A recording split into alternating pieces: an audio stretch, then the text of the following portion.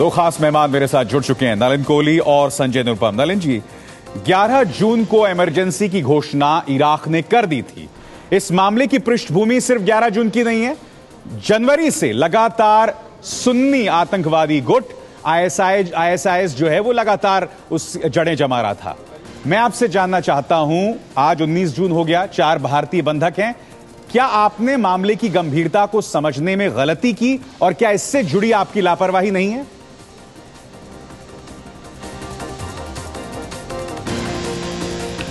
जनवरी में मेरी जानकारी के तहत मोदी जी प्रधानमंत्री देश के नहीं थे। उस टाइम चुनाव हो रहे थे देश में, और जहां तक ये 5 महीने को देखा जाए तो मौजूदा सरकार उस समय पर कर सकती थी शायद, लेकिन वो भी व्यस्त रहे होंगे चुनाव की प्रक्रिया में, क्योंकि देश का चुनाव होता है उस समय। दूसरी बात आप जो कह रहे हैं, पिछले 21-22 दिन जो हो गए इस सरकार को, उसमें ये चुनौती है, हमें चिंता है। हमारे प्रधानमंत्री जी, मोदी जी, सुषमा जी, हमारे विदेश मंत्री, राष्ट्रीय सलाहकार जो हैं सुरक्षा के, डोवाल साहब, कई लोग इस पे लगातार मॉनिटर कर रहे हैं। युद्ध की स्थिति है, और युद्ध की स्थिति में हम लोग अपने नॉर्मल रिएक्शंस को नहीं एक्सपेक्ट कर सकते।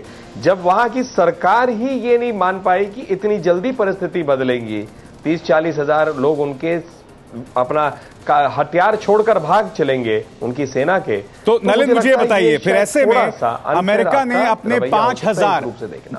अपने 5,000 कंस्ट्रक्शन वर्कर्स को किस तरह से निकाल रही है? बाकायदा प्राइवेट कंपनीज उनकी लगी हुई हैं। अमेरिका इतनी तेजी से क्यों रिएक्ट कर रहा है? कुछ जी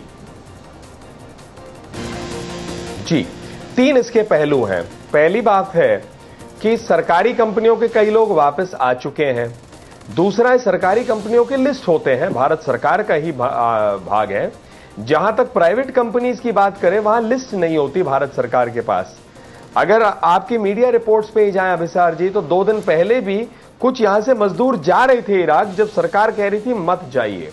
तो प्राइवेट कंपनीज की चूक हुई, लेकिन इसका यह अर्थ नहीं हुआ कि भारत सरकार अपने जो दायित्व से हटे, क्योंकि भारत सरकार, चाहे मेरा सवाल आपसे ये था कि अमेरिका ने बहुत त्वरित कार्रवाई की। सरकार तो भारत, संजय निरुपम मेरे साथ जुड़ रहे हैं। संजय निरुपम, क्या सरकार के रवैये में आपको लापरवाही दिखाई दे रही है? मैं संजय से रिएक्शन लेता हूं इसका।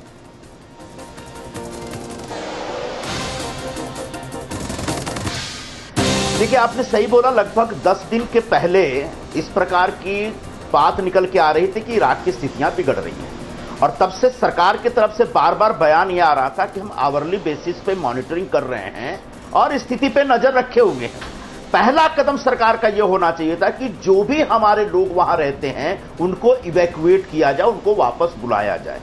एक दूसरी बात, जो भारत सरकार की तेल कंपनियों के कर्मचारी थे, उनको जिस तरीके से बुलाने में, वापस लाने में मुस्तैदी बरती गई, उस तरीके से प्राइवेट कंपनियों में काम करने वाले लोगों को लाने में मुस्तैदी नहीं बरती गई। अब सरकारी प्रवक्ता का कहना यह है कि प्राइवेट कंपनियों में काम करने वाले लोगों की लिस्ट हमारे पास नहीं होती है। माफ करिए, जो लोग भारत का पासपोर्ट लेकर के इराक में गए हैं, उसकी जानकारी हमारे एम्बेसी के पास होती है और होनी चाहिए। अगर नहीं है तो एम्बेसी के यह नकारापन है। और ऐसे में जब एम्बेसी के पास तमाम जो भारतीय लोग वहां रह रहे हैं अप्रवासी बनकर के, और मगर संजय जी, आपको नहीं लगता अगर एम्बेसी का नकारापन है तो एक सिस्टम का हिस्सा है, वापस लाना चाहिए? एक सिस्टम का हिस्सा है, फिर वो सिस्टम का हिस्सा हो गया। क्योंकि इराक में तो जनवरी से हालात खराब हो रहे हैं। जब यूपीए की सरकार थी तो ऐसा लग रहा है कि एक सिस्टमिक खामी है, जिसमें कटघरे में न सिर्फ बीजेपी सरकार है, मोदी सरकार है, बल्कि आप भी हैं।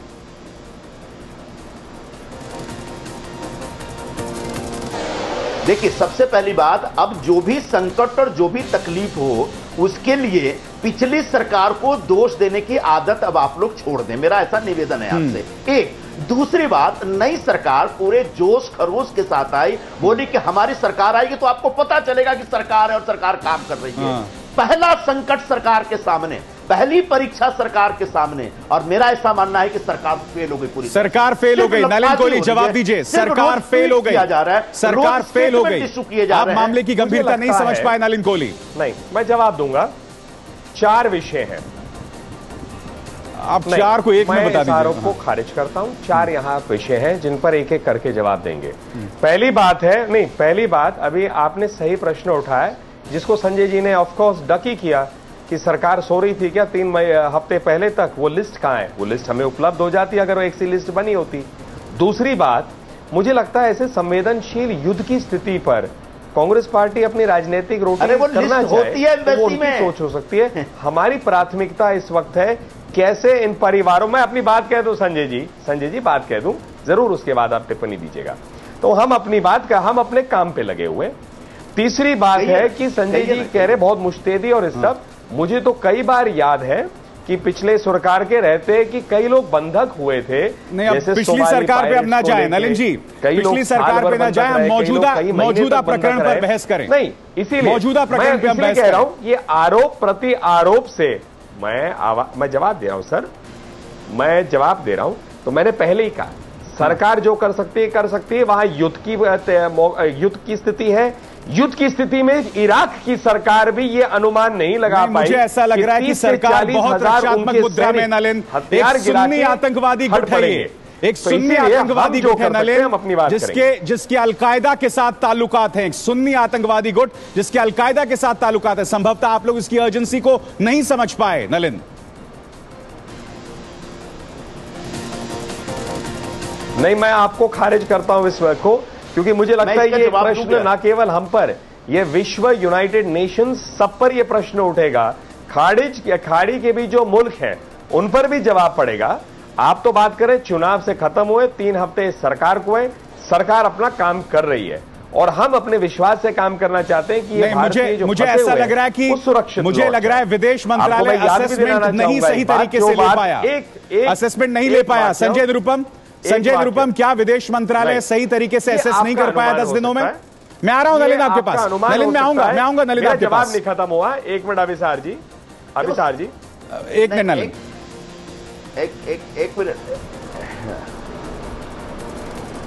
बोलिए संजय। देखिए ऐसा है अभिसार जी, जो सरकार इस काम में बिजी हो कि मंत्रियों की, ऐसा है अभिसार जी कि जो सरकार इस काम में बिजी हो कि मंत्रियों का सचिव कौन होगा, कौन सी भाषा में सरकारी कामकाज होगा, अब वो सरकार ऐसे संकट के घड़ी में महत्वपूर्ण और जरूरी और अर्जेंट और इमरजेंसी वाले कामकाज के ऊपर ध्यान देने में निश्चित तौर पर ढिलाई बरतेगी और इराक के मामले में ये सरकार ढिलाई बरती। एक दूसरी बात यह है कि अगवा किए गए, अभी पता ही नहीं किसने अगवा किया, कहां अगवा किया, हमारे 40 मजदूर हैं कहां, अभी किसी आतंकवादी संगठन ने जवाबदारी नहीं ली। इसे भी फिरौती का पैसा हम देने को तैयार है, तुम देने को तैयार हो। मुझे लगता है अनुभवहीनता का नतीजा है, अनुभवहीनता का नतीजा। बैठे लोग और आसपास नलिन अगर एसएम कृष्णा ने, संजय जी मैं बात समझ गया आपकी, संजय मैं आपकी बात समझ गया, नलिन अगर एसएम कृष्णा ने या प्रणब मुखर्जी ने, पूर्व विदेश मंत्री,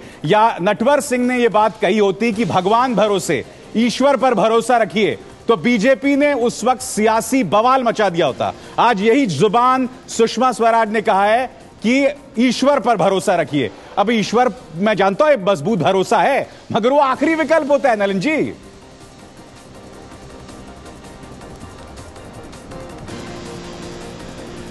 चलिए, ये आपकी राय हो सकती है कि लोगों को भगवान में भरोसा छोड़ देना चाहिए। नहीं, मैंने नहीं कहा, अपनी बात नहीं, आप मुझे मिसकोट कर रहे हैं। मैंने कहा वो आखिरी विकल्प होता है, भगवान पे भरोसा। नहीं, मैं तो आपको इसलिए तो सुषमा जी ने किसी को नहीं, मैं नहीं, बिल्कुल नहीं, ऐसा है क्योंकि आपके प्रश्न में मैं अपनी बात कह दूं संजय जी, आप जो है अभी तो मैं आया ही नहीं हूं, बोलिए इस पॉइंट का सीधा जवाब दे रहा हूं मैं अपनी। संजय जी थोड़ा रख लीजिए ना, आप नहीं, मैं बोल ही नहीं सकता बीच में, जब मैं इंटरप्ट होता हूं तो मैं अपनी बात बोलिए, नहीं बोल रहे हैं संजय, खत्म कीजिए, क्योंकि मैं अपनी बात पूरे एक रोड से रखना पसंद करता हूं। बोलिए, तो अब आ जाती है। हाँ, नहीं आ रहा हूं मैं। अच्छा बोलिए। जहां तक सरकार की बात है, ये आपका प्रश्न तब प्रासंगिक होता यदि सरकार जो है काम अपना नहीं कर रही होती, और किसी के दुख के लिए अगर आप उनको कहो ईश्वर का साथ रखिए, ईश्वर पर विश्वास रखिए, तो मैं कम से कम उसे अच्छा ही मानता हूं। अब आ जाते हैं संजय जी की बात पे।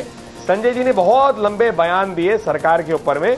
मैं एक ही बयान में कहूंगा, हमें तो समझ ही नहीं आया बहनोई और जीजे के बीच में सरकार कैसे 10 साल का। अब चलिए, आप दोनों विषय को भटका रहे हैं। नलिन जी और संजय निरुपम, बहुत बहुत शुक्रिया इस बहस में शरीक होने के लिए।